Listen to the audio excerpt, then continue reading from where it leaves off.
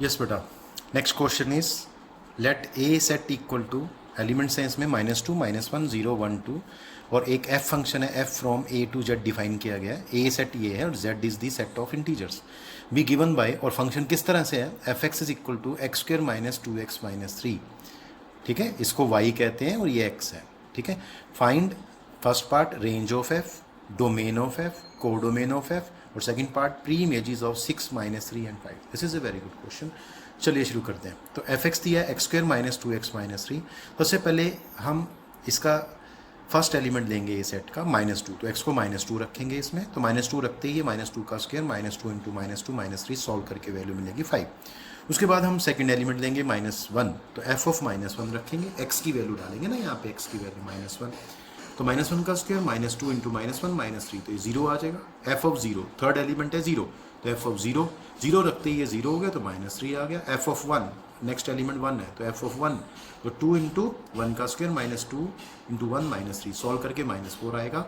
और उसके बाद f2 निकालते हैं क्योंकि फोर्थ लास्ट एलिमेंट इसका 2 है, तो f ऑफ 2 क्या आएगा, 2 इंटू 2 का स्क्वायर -2 इंटू 2 -3, जो आएगा -3 के इक्वल। तो आपने देखा यहाँ से रोस्टर फॉर्म हम f की लिख सकते हैं। तो रोस्टर फॉर्म f की क्या बनेगी, f इक्वल टू, तो इसमें पेयर्स बनेंगे कैसे, -2, 5, -1, 0, 0, -3 देखिए, और उसके बाद 1, -4 और यहाँ पे 2, -3, तो ये पेयर्स आपके पास बन जाएंगे।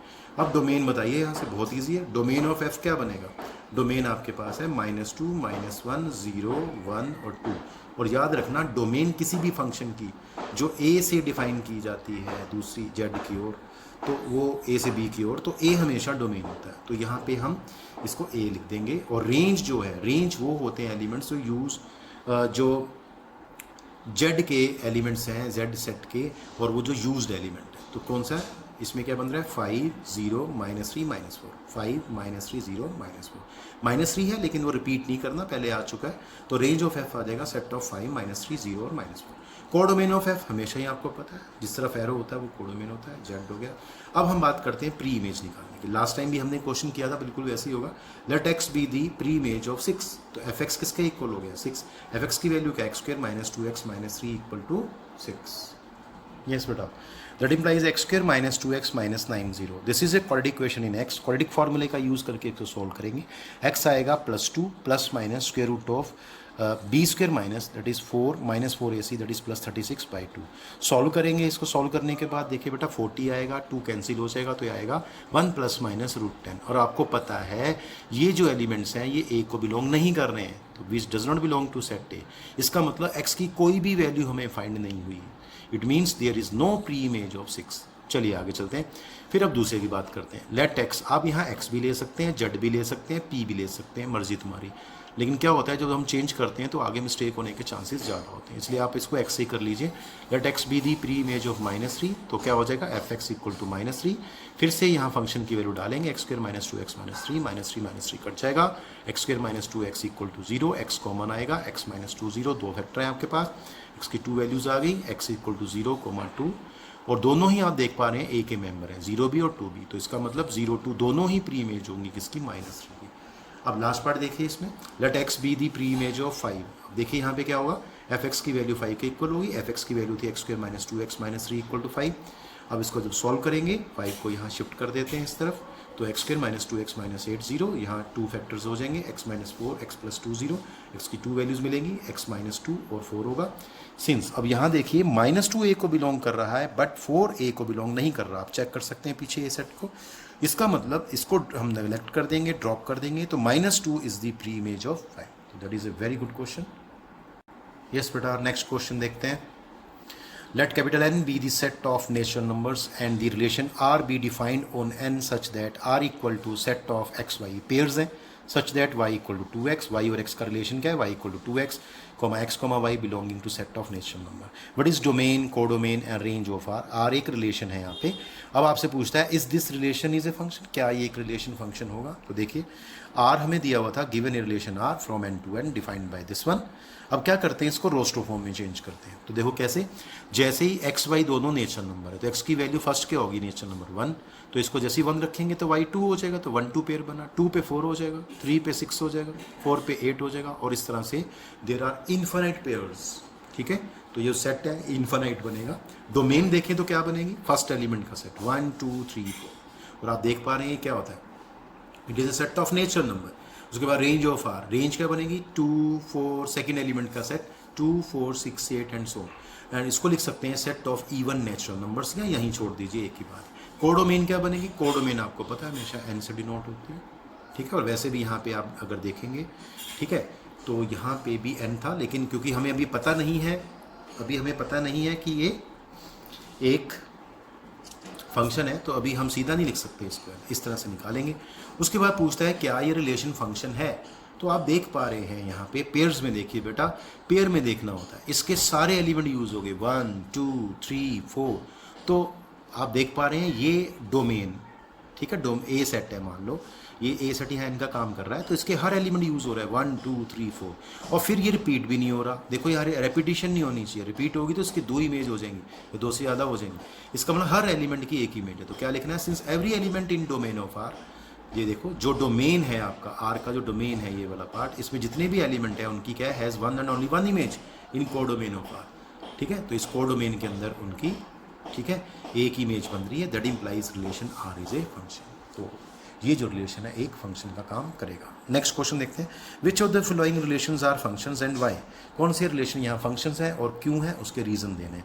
जैसे आर इक्वल टू दिया है 2,1 3,1 4,2, याद रखना इसका एरो डायग्राम नहीं बनाया जा सकता क्योंकि हमारे पास वो सेट डिफाइंड नहीं है ए और बी, तो इसको हमें यहीं से देख के बताना पड़ेगा। तो देखिए यहाँ पे ये एलिमेंट सारे डिफरेंट हैं, ठीक है, और डिफरेंट एलिमेंट्स अगर होते हैं फर्स्ट वाले तो हमेशा वो रिलेशन को डिफाइन करता है, ठीक है, तो रिलेशन फंक्शन को डिफाइन करता है। तो याद रखना ये डिफरेंट एलिमेंट्स होंगे तो रिलेशन फंक्शन बन जाएगा। हमें कैसे लिखना है बेटा, since every element in domain of R has a unique image that implies R is a function, तो हर एक एलिमेंट की एक यूनिक इमेज है क्योंकि फर्स्ट एलिमेंट रिपीट नहीं कर रहा, तो आर एक फंक्शन होगा। सेकंड, अगर रिलेशन दिया हो 2,2 2,4 3,3 4,4 एलिमेंट्स का, तो इसमें बताइए ये है कि नहीं। अब यहाँ एक प्रॉब्लम आ गई, देखो ये एलिमेंट रिपीट कर गया, और जब रिपीट करेगा इसका मतलब ये होता है इस एलिमेंट की 2 एलिमेंट की 2 इमेजेस हैं 2 और 4, और कहेंगे since the element 2 in domain of R has 2 images 2 and 4 that implies R is not a function.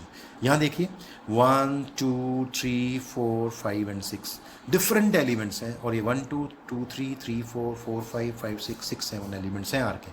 क्योंकि ये डिफरेंट एलिमेंट्स हैं, जो फर्स्ट एंट्री है वो रिपीट नहीं कर रही है, इसका मतलब ये फंक्शन होगा। लिखना कैसे आपको, since every element in domain of R has a unique image, जैसे हमने यहाँ पे लिखा था same to same, that implies R is a function. अब इसके बाद हम एक और कॉन्सेप्ट करने वाले हैं, ये कॉन्सेप्ट है इक्वल फंक्शंस का। तो 2 functions f and g are said to be equal if and only if. आपके पास अगर 2 फंक्शंस हैं तो आप कब कहेंगे दोनों फंक्शन इक्वल हैं। First part, domain of f should be equal to domain of g, तो f का जो डोमेन है वो g के डोमेन के इक्वल होना चाहिए। सेकंड पार्ट है codomain of f equal to codomain of g, और f का जो कोडोमेन है वो g के कोडोमेन के इक्वल होना चाहिए। तीसरा पार्ट है main part, fx equal to gx for every x belonging to their common domains.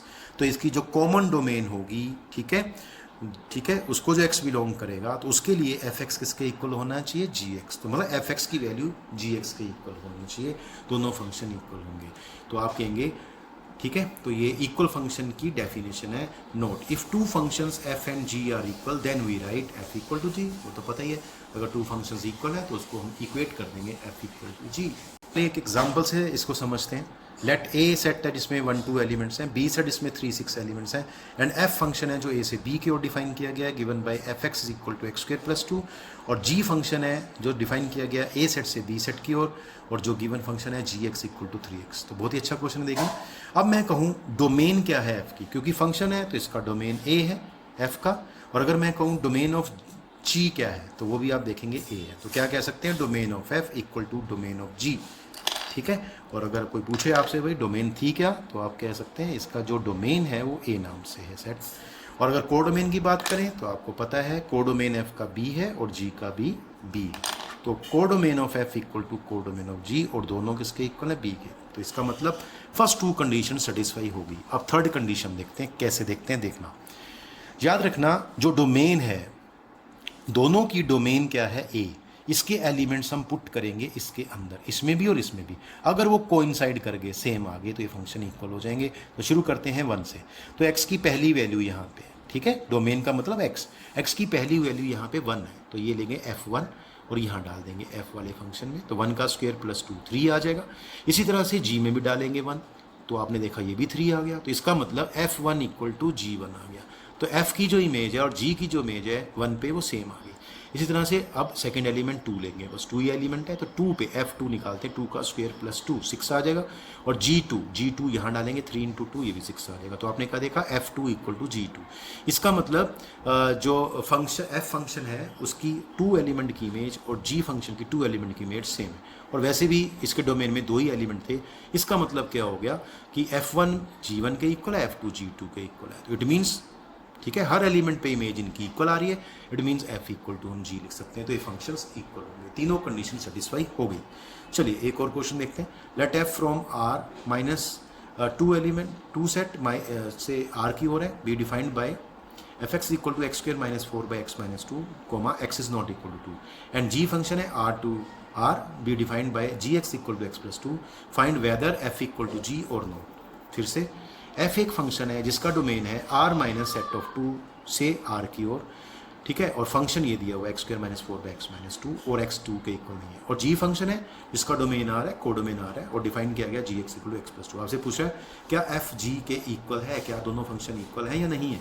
तो देखिए fx दिया हुआ था X square minus 4 by X minus 2 और x is not equal to 2, इसके फैक्टराइज कर देंगे, फैक्टराइज करके x माइनस 2 से x माइनस 2 कैंसिल कर देंगे, क्योंकि यहाँ x माइनस 2 नहीं है तो इस नंबर से हम कैंसिल कर सकते हैं। तो फंक्शन आ गया x प्लस 2, तो आप देख पा रहे हैं, लेकिन fx x प्लस 2 है, बट एक कंडीशन है x 2 के इक्वल नहीं होना चाहिए। तो आपने कहा fx और आल्सो gx, इसके बाद यहाँ देखेंगे gx भी x प्लस 2 है, लेकिन x बिलोंगिंग टू r है। अब ध्यान देना, इसकी डोमेन में फ़र्क आ गया कि fx तब है जब x2 नहीं है, और gx कब है, x की हर वैल्यू के लिए। तो fx इक्वल टू gx क्या हुआ, ये तभी होगा, ये दोनों इक्वल सिर्फ तभी होंगे जब x नॉट इक्वल टू 2 है। लेकिन आप देखेंगे fx gx के इक्वल हुआ, लेकिन दोनों की डोमेन अलग अलग है, ठीक है। fx gx के इक्वल हो गया, लेकिन कब, जब x is not equal to 2, ये इनका कॉमन डोमेन हुआ। लेकिन जो हमें डोमेन दे रखी है वो देखिए क्या है, तो देखिए, तो डोमेन ऑफ f तो हमें दे रखी है r माइनस सेट ऑफ 2, और डोमेन ऑफ g दे रखी है, तो डोमेन तो इक्वल नहीं हुई, तो डोमेन इक्वल नहीं हुई, लेकिन fx gx के इक्वल हुआ for all values of x belonging to r minus set of 2। इसका मतलब function fx and gx have different domains. देखो तो क्या लिखेंगे, f is not equal to g, तो f फंक्शन जो है वो g फंक्शन के इक्वल नहीं होगा।